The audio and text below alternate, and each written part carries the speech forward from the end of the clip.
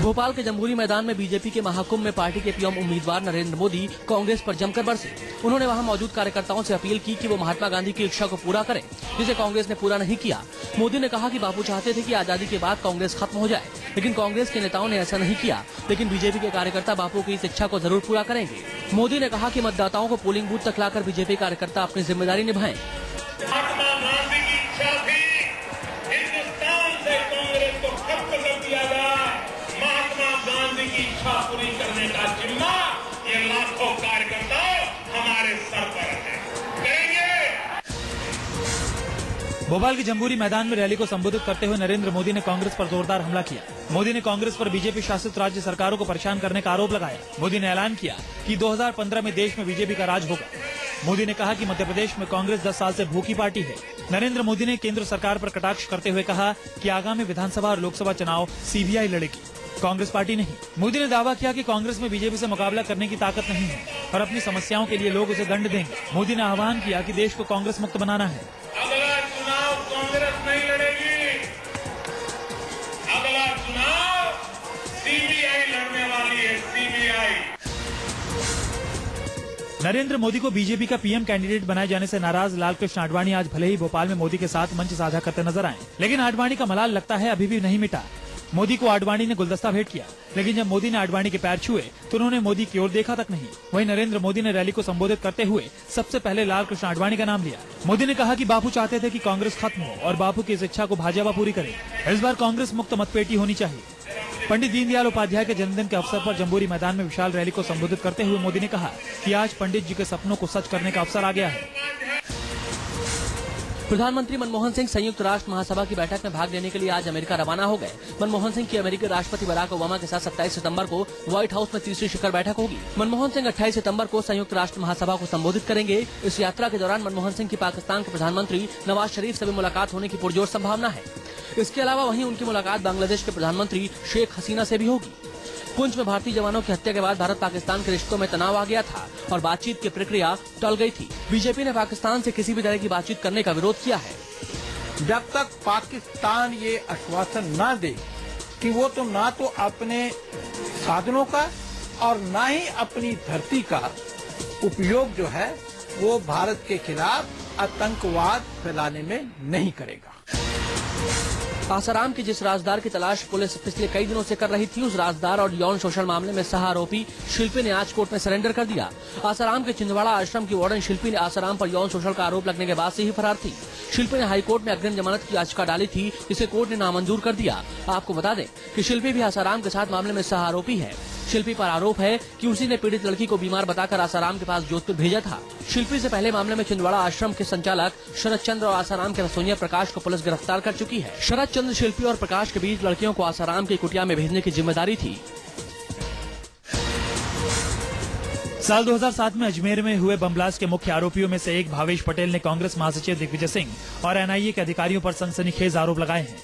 भावेश पटेल ने कोर्ट को चिट्ठी लिखी है कि गृह मंत्री सुशील कुमार शिंदे, कोयला मंत्री शिव प्रकाश जायसवाल, गृह राज्य मंत्री आरपीएन सिंह और दिग्विजय सिंह ने उन पर राष्ट्रीय स्वयंसेवक संघ प्रमुख मोहन भागवत और आरएसएस के नेता इंद्रेश कुमार को अजमेर ब्लास्ट में फंसाने के लिए दबाव डाला था। भावेश की इस चिट्ठी पर घमासान मच गया है। जरूर यहाँ कुछ नेताओं के द्वारा संघ को और संघ के वरिष्ठ नेताओं को फंसाने का कुछ प्रयास कहीं हुआ है। इस पर एक निष्पक्ष और प्रामाणिक जांच होना आवश्यक है। वो भी एक ऐसे व्यक्ति का द्वारा आरोपित जो खुद टेरर एक्टिविटीज में आरोपी है और उसने 164 के बयान में स्वीकार कर चुका है कि वो संघ का कार्यकर्ता है और उसने बॉम्ब ब्लास्ट में शामिल हुआ है। लोकसभा चुनाव से ठीक पहले प्रधानमंत्री मनमोहन सिंह ने सरकारी कर्मचारियों को तोहफा दिया है। पीएम ने 7वें वेतन आयोग के गठन को मंजूरी दे दी है। 2 साल में आयोग अपनी रिपोर्ट देगा। इससे 50 लाख केंद्रीय कर्मचारी और 30 लाख पेंशनधारी कर्मचारियों को फायदा होगा। 7वें वेतन आयोग की सिफारिशों को 1 जनवरी 2016 से लागू कर दिया जाएगा। काफी दिनों से कर्मचारियों की तरफ से इसकी मांग की जा रही थी। हाल ही में सरकार ने केंद्रीय कर्मचारियों के महंगाई भत्ते में 10% की बढ़ोतरी का ऐलान किया था और अब वेतन आयोग का गठन करके सरकार कर्मचारियों के वोट पक्के करने की कोशिश में दिख रही है। जो चुनाव के वक्त पे जो 7th पे कमीशन की घोषणा करना सिर्फ वोट बटोरना है, इसका व्हाइट कॉलर बाबू से कोई वास्ता नहीं।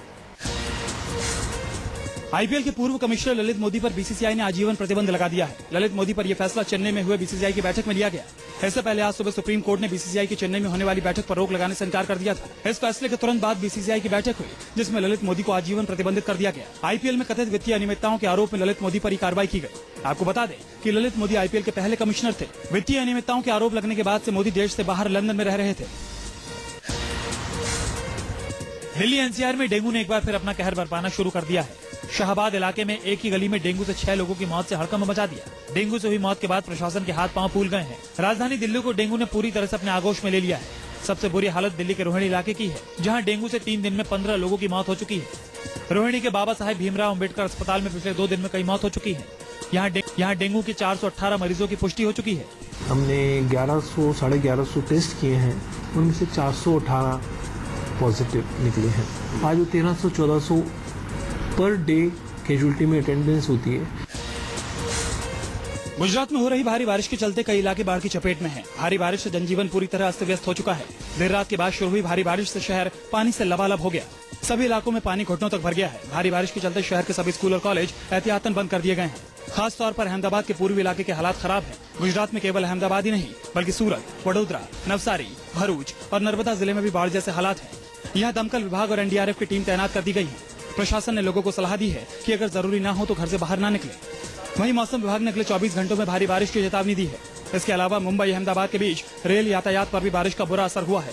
ट्रेनें या तो रद्द कर दी गई हैं या घंटों देरी से चल रही हैं। छोटे पर्दे के मशहूर show comedy night with Kapil का सेट आग की लपटों में जलकर खाक हो गया। आग इतनी भयानक थी कि देखते ही देखते पूरे सेट को अपनी चपेट में ले लिया।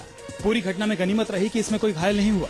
मौके पर पहुंचे फायर फाइटर्स ने घंटों की मशक्कत के बाद आग पर काबू पा लिया। दरअसल ये आग तब लगी जब नाइट शिफ्ट की शूटिंग खत्म हो चुकी थी और सुबह की शूटिंग की तैयारियां चल रही थी। आग से सेट, कंट्रोल रूम और मेकअप रूम जलकर खाक हो गया। मुंबई के फिल्म सिटी में मौजूद कॉमेडी नाइट्स विद कपिल के सेट पर लगी इस आग से 20 करोड़ रुपए से ज्यादा का नुकसान हुआ है। आज शूट था तो उसी से आप अंदाजा लगा सकते कितना नुकसान है। पूरा सामान अंदर भरा हुआ था, तो वो सब कुछ नुकसान हो चुका है, जल चुका है, अभी कुछ नहीं बचा यहाँ पे। यूपी में खनन माफियाओं की दबंगई थमने का नाम नहीं ले रही है। आलम यह है कि इन खनन माफियाओं पर लगाम लगाने वाले अधिकारियों की जान पर बनाती है। ताजा वाकया यूपी के फिरोजाबाद का है, जहां बेखौफ खनन माफियाओं ने तहसीलदार को जेसीबी मशीन से कुचलने की कोशिश की। दरअसल फिरोजाबाद के जसराना तहसील के तहसीलदार लालता प्रसाद तिवारी को अवैध खनन की जानकारी मिली थी, जिसके बाद मौके पर पहुंचे तहसीलदार ने खनन माफियाओं को रंगे हाथ धर दबोचा। इस वाकये से बौखलाए खनन माफियाओं ने तहसीलदार को जेसीबी मशीन से कुचल कर मारने की कोशिश की। जैसे तैसे वहां से भागकर तहसीलदार ने अपनी जान बचाई। फिलहाल 4 लोगों के खिलाफ मुकदमा दर्ज कर लिया गया है। मेट्रो के नोएडा सिटी सेंटर स्टेशन के नजदीक एक के बाद एक पिलर में दरार की घटना ने एक बार फिर डीएमआरसी को कटघरे में खड़ा कर दिया है। पहले और दूसरे फेज में बनी 6 मेट्रो लाइनों में द्वारका से नोएडा और वैशाली जाने वाली मेट्रो लाइन में आए दिन किसी न किसी तकनीकी खराबी से हजारों यात्रियों को परेशानी का सामना करना पड़ता है। अब इसी लाइन के पिलरों में दरार के बाद ये सवाल उठने लगा कि आखिर क्या वजह है कि इसी रूट पर बार बार समस्या खड़ी हो रही है। इसका कोई ठोस कारण डीएमआरसी अधिकारी भी बताने से कतरा रहे हैं। दिल्ली के करोल बाग में एटीएम कैश वैन लूट का सनसनीखेज मामला सामने आया है। निजी कंपनी के एटीएम कैश वैन का ड्राइवर 54 लाख रुपए लेकर फरार हो गया। घटना तब हुई जब गार्ड और कैश वैन के कर्मचारी एक्सिस बैंक के एटीएम में कैश डालने में व्यस्त थे और दूसरा गार्ड वैन के बाहर खड़ा था। तभी ड्राइवर गाड़ी घुमाने के बहाने वैन लेकर फरार हो गया। सारा कैश बटोरने के बाद ड्राइवर वैन को रैगनलपुरा इलाके में छोड़कर चलता बना। पुलिस खाली कैश वैन बरामद कर मामले की जाँच में जुट गई है।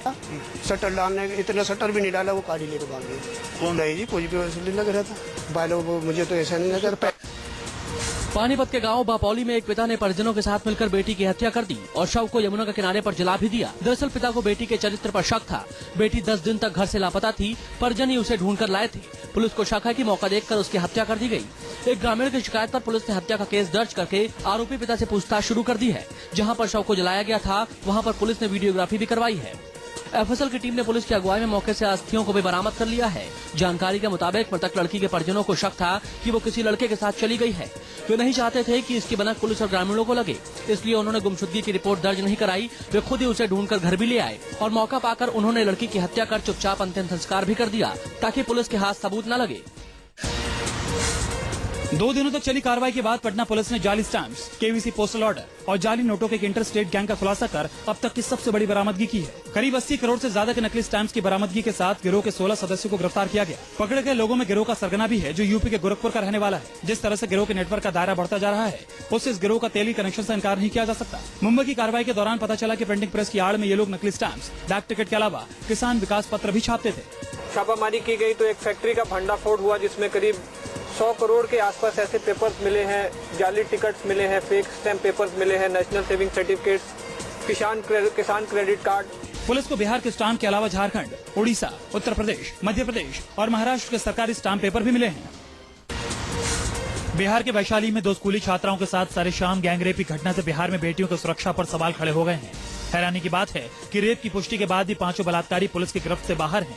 रेप को अंजाम देने के बाद आरोपी आराम से घूम रहे हैं और गांव में दहशत फैला रहे हैं। इतना ही नहीं, घटना के खिलाफ जुबान खोलने वाले ग्रामीणों को जान से मारने की धमकी भी मिल रही है। पुलिस कार्रवाई न होने से निराश गाँव वाले इलाके की बहू बेटियों को गाँव से बाहर किसी रिश्तेदार के यहाँ भेजने पर मजबूर है। इज्जत लूटा है, बोला कि इसे घर पर कोई के कहवे ना तब तेरा घर में के पूरा व्यक्ति के मार देबो, खत्म कर देबो, आ तोरो मारबो, घर में जाके घुस के मारबो तोरा। पाकिस्तान में मंगलवार को आए शक्तिशाली भूकंप ने बलूचिस्तान प्रांत में तबाही मचा दी। कम से कम 239 लोगों की मौत हो चुकी है और 400 से ज्यादा लोग घायल हैं। मरने वालों की संख्या और बढ़ने की आशंका है। भूकंप की तीव्रता रिक्टर पैमाने पर 7.7 मापी गई। भूकंप का असर इतना भयावह था कि पाकिस्तान के ग्वादर बंदरगाह के सामने समुद्र में 40 फीट ऊंचा टापू भराया। भूकंप का सबसे अधिक असर आवरान और खुशदार जिले पर पड़ा। यहाँ सैकड़ों मकान और दुकानें ढह गईं और कई लोगों की मौत हो गई। अभी भी कई लोगों के मलबे में दबे होने की आशंका है। पाकिस्तानी सेना को यहाँ राहत कार्य में लगाया गया है। करीब 2 लाख की आबादी वाले शहर आवरान में सबसे ज्यादा नुकसान हुआ। ज्यादातर मिट्टी के बने घरों वाला इलाका लगभग तहस नहस हो गया है। माइक्रोसॉफ्ट के हाथों नोकिया के बिकने के बाद अब ब्लैकबेरी भी बिकने को तैयार है। एंड्रॉइड और एप्पल के हाथों बाजार गंवा चुकी ब्लैकबेरी अपने ग्राहकों को तरस रही है और ऐसे में कनाडा की इस कंपनी को खरीदने के लिए फेयरफॉक्स फाइनेंशियल होल्डिंग्स लिमिटेड ने 30,000 करोड़ रुपए की पेशकश की है। वहीं ब्लैकबेरी ने बयान जारी कर इस बिक्री के लिए हाँ कर दी है। ब्लैकबेरी में पहले से ही फेयरफॉक्स की 10% हिस्सेदारी है और ये इसकी सबसे बड़ी शेयर धारक है। आपको बता दें कि फेयरफैक्स कनाडा की कंपनी है जिसके प्रमुख भारतीय मूल के रफती प्रेम वत्स है। अगर ये सौदा हुआ तो ब्लैकबेरी का मालिक एक भारतीय होगा।